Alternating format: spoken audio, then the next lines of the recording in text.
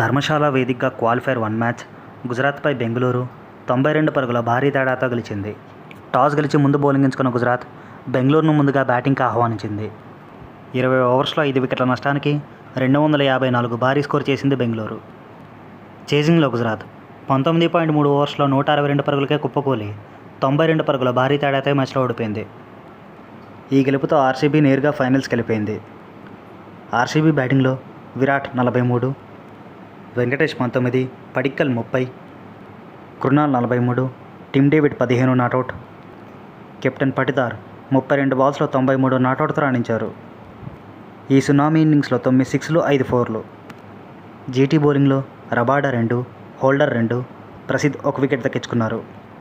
చేజింగ్లో Gujarat Jacob Duffy బౌలింగ్లో Sai Sudarshan 14 runs దగ్గర hit వికెట్గా start అయిన గుజరాత్ బ్యాటింగ్ పతనం 162 పరుగులకే ఆల్అవుట్ అయింది. జాస్ బట్లర్ 29, తివాతియా 68 పరుగుల మినహా మిగతా బ్యాట్స్మెన్లందరూ సింగిల్ డిజిట్కే పరిమితమయ్యారు. ఆర్సీబీ బౌలింగ్లో Jacob Duffy 3, Bhuvneshwar 2, Krunal 2, Rasikh Dar 2, Hazlewood 1 wicket దక్కించుకున్నారు. 93 పరుగుల నాటౌట్. కెప్టెన్ క్లచ్ ఇన్నింగ్స్తో మ్యాన్ ఆఫ్ ది మ్యాచ్గా రజత్ పటిదార్ నిలిచాడు.